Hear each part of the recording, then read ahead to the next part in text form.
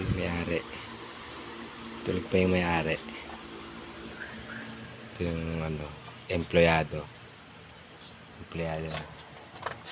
Ito yung operations manager. Yung may-ari tulog pa. Yung may-ari tulog pa yung may-ari. Ito operations manager slash tagagupit.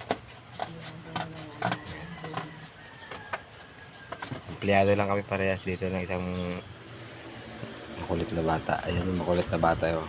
Ayan yung employer namin.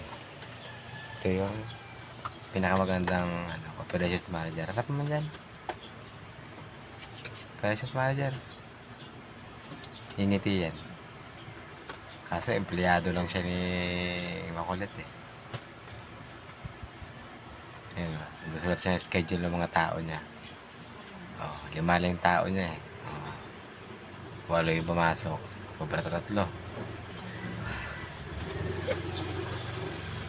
Busy po niya.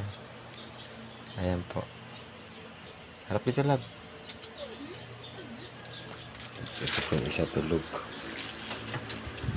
Tulog yung isa. Ito yung isa. Busy.